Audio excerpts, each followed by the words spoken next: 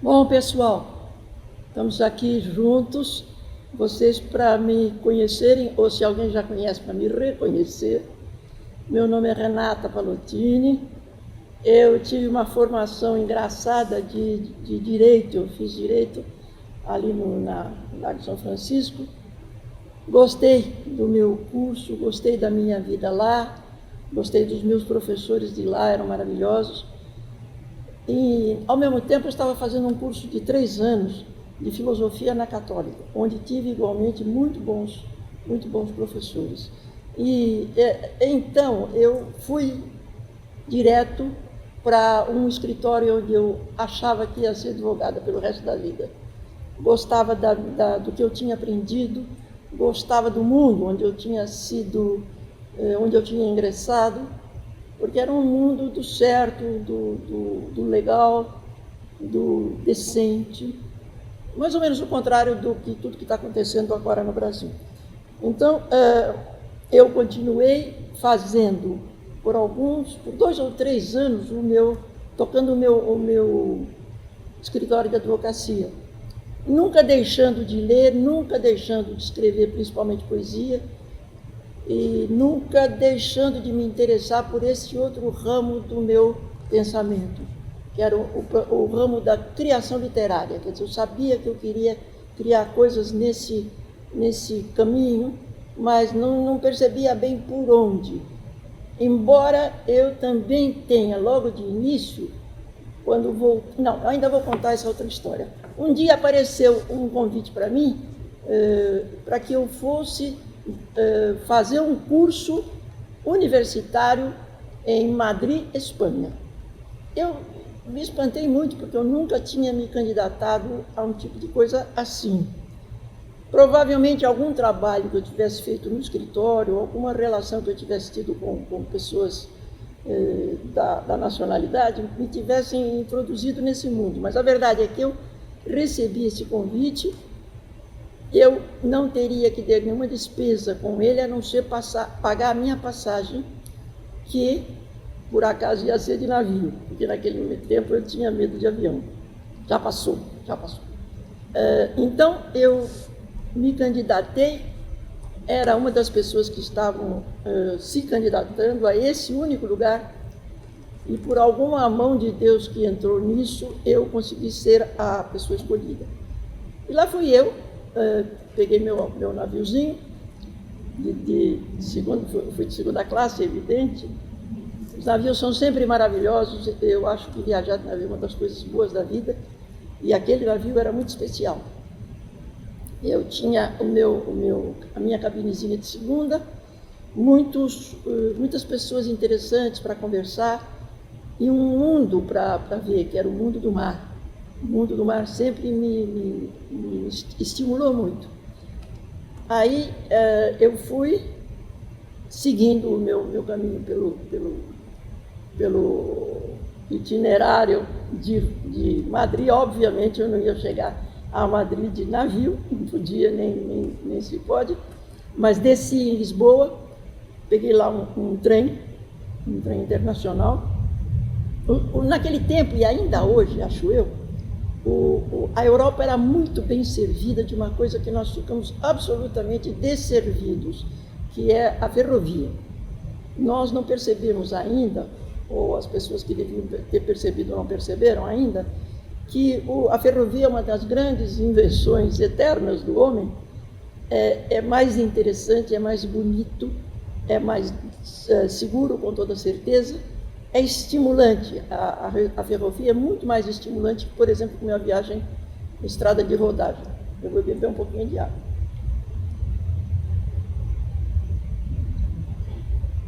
Chegando a Madrid, eu me arrumei ali num lugar que tinham arranjado para mim, que não era propriamente um hotel, mas era uma casa de hospedagem só para uma pessoa, e eu tinha conseguido esse lugar também.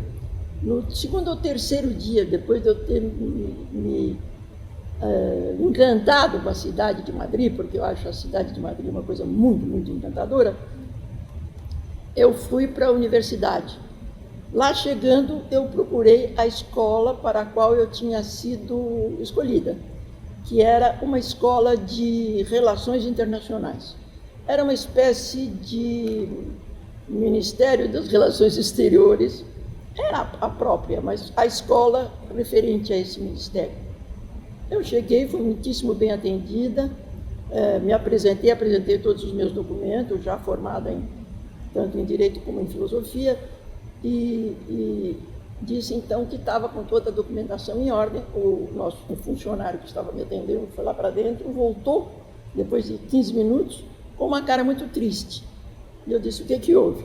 E foi a primeira coisa que eu aprendi sobre o velho mundo, sobre as coisas às quais hoje em dia, nós as mulheres, com as quais nós as mulheres hoje em dia estamos lutando muito.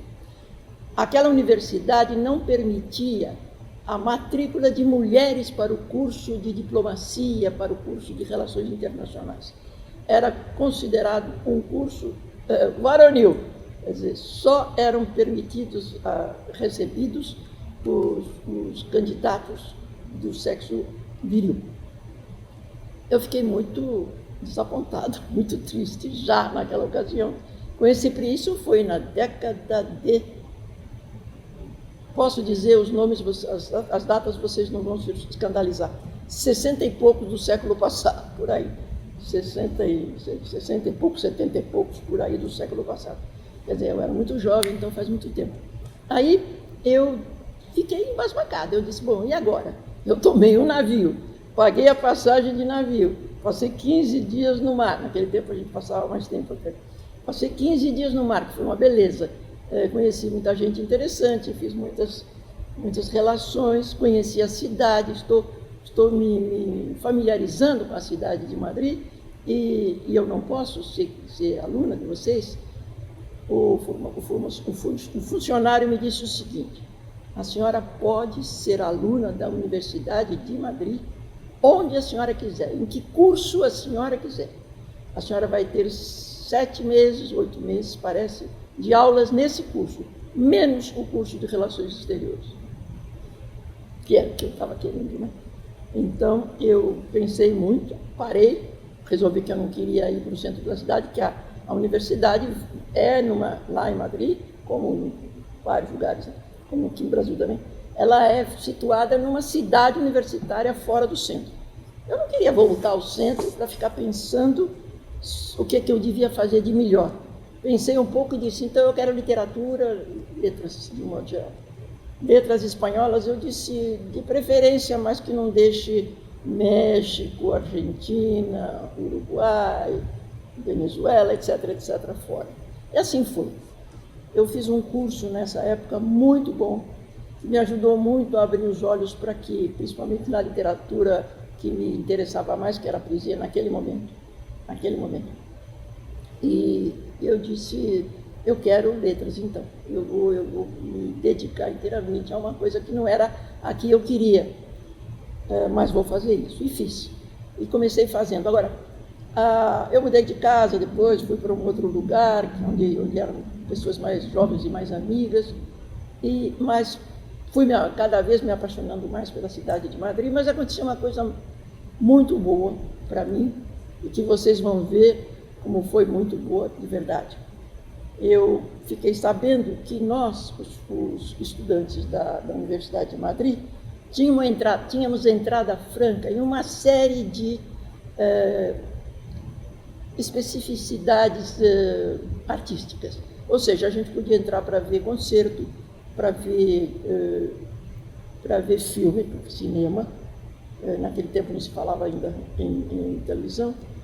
Eu podia ir a concertos, a cinemas, a espetáculos musicais ao ar público, que era uma coisa que acontecia muito nesse tempo lá. E uma das coisas a que eu tinha direito, toda vez que eu quisesse, era o teatro. Eu podia simplesmente chegar no teatro e apresentar minha caderneta de estudante da Universidade de Madrid, e imediatamente eu tinha acesso. Agora, estava acontecendo uma coisa muito curiosa nessa ocasião em Madrid. Estávamos na vigência da ditadura espanhola. Não havia nenhum movimento antiditadura, não havia até mesmo não havia nenhum movimento monarquista que depois veio a haver, a verdade é que as peças mais frequentemente expostas nos vários teatros de Madrid eram peças anteriores, eram peças de autores pré-românticos ou românticos, ou o mais próximo possível à origem. Vocês sabem que a gente, quando vai falar em origem do teatro ocidental, no nosso teatro, a gente tem que se reportar aos gregos, né? O certo mesmo é a gente falar sobre os gregos, mas não era ainda o caso para mim. Quer dizer, eu conhecia, claro, a origem do teatro ocidental, mas eu queria ver o que estava acontecendo ali.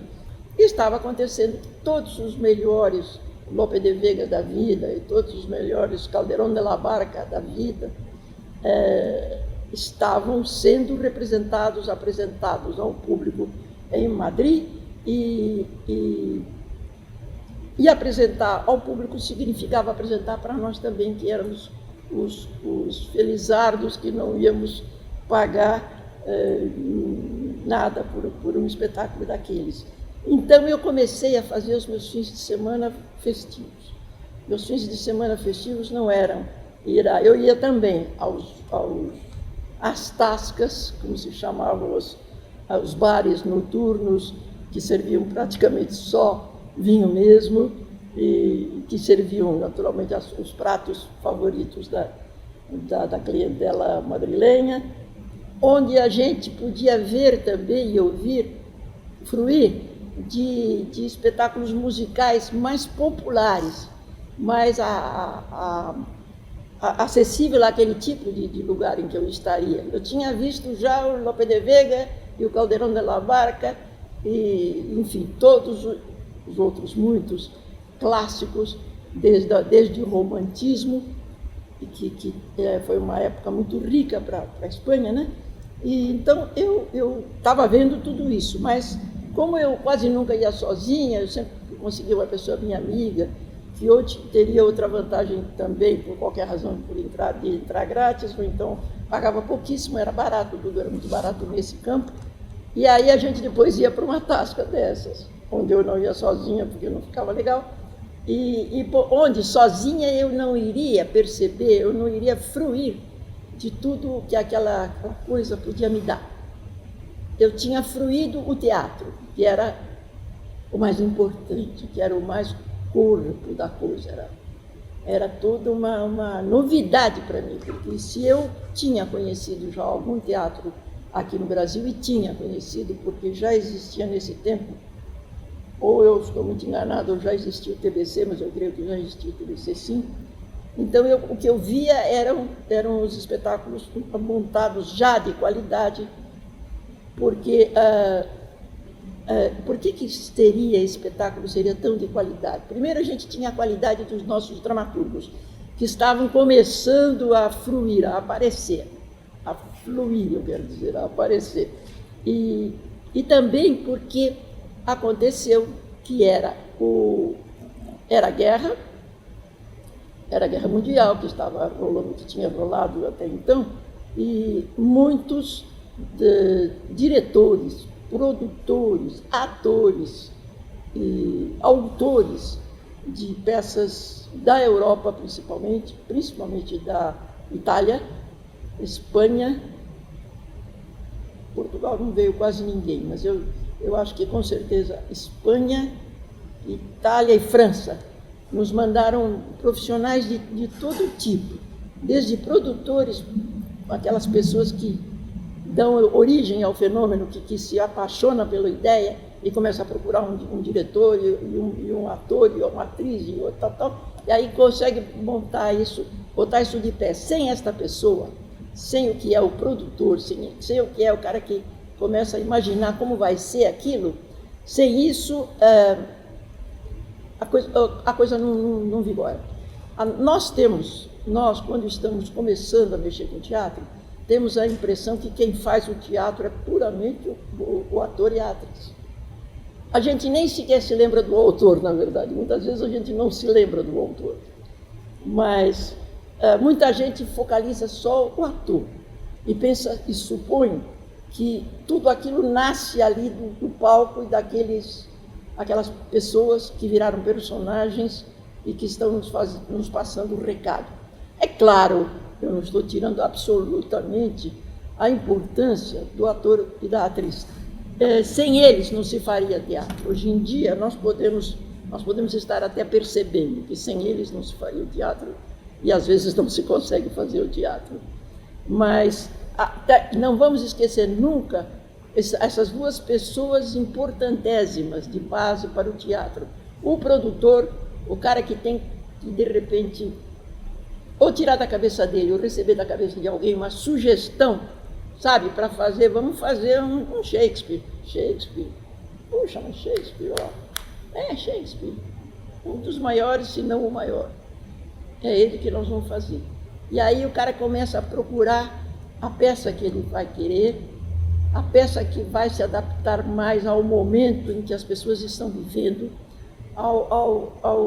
à necessidade que as pessoas estão mostrando, aquela necessidade de embarcar num outro mundo, num mundo real, porém irreal ao mesmo tempo, a um mundo de fazer de conta, mas na verdade você está vendo na realidade os atores e as atrizes, enfim, todo o fenômeno teatral em cima do palco, você está vendo funcionar naquele momento.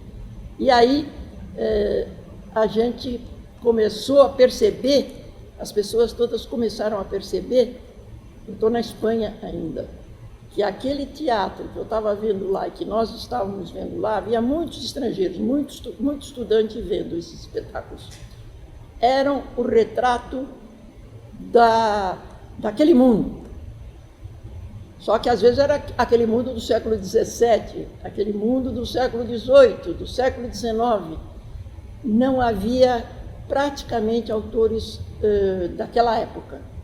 Os autores brotando naquele momento estava muito difícil de a gente encontrar. Por quê? Voltando. Porque a situação política, a situação sociológica, a situação de permissão, de permissivo e não permissivo, de processos políticos que eram interditados e que não se podiam levar à tona naquele momento, aquilo estava começando a regurgitar e ao momento qualquer ia ter que haver uma movimentação, um choque muito grande que ia modificar o estado não só das artes, como e principalmente do teatro na Espanha. Foi esse banho que eu tive da boa cena espanhola, que eu vi constantemente durante quase um ano. Quase todos os fins de semana eram dedicados ao teatro, e eu procurava muito nos bons jornais de Madrid, que os jornais eram bons. Claro, eles estavam censurados sempre, estavam sempre vigiados, mas eram bons teatros, bons jornais. E eu procurava sempre neles, nos jornais e nos espetáculos que eu via, eu procurava me orientar pelo caminho que a Espanha estava tomando, pelo que ia acontecer na Espanha daí diante, e a gente soube, quando eu já não estava mais lá, que eu voltei a me interessar pelo assunto, eu soube que tinha havido a mudança, tinha havido uma revolução muito séria e muito dolorosa para vários lados. Muitos espanhóis emigraram, saíram da Espanha para vir para o Brasil morar aqui, e aconteceu uma coisa muito interessante mais para diante, que foi um contato especial entre nós, os brasileiros, e García Lorca, que é um dos meus autores favoritos, e que era um dos autores rebeldes daquela época. Tudo isso aconteceu a ponto de eu, quando voltei da Espanha, já voltei uma outra pessoa, banhada em teatro, interessada em deixar tudo que eu tinha feito até então, como deixei o escritório de Direito, deixei as aulas de filosofia, deixei outras preocupações, não deixei a poesia nunca, eu não deixo a poesia nunca, mas encarei, me enfiei no mundo do teatro e entrei como aluna para a Escola de Arte Dramática de São Paulo.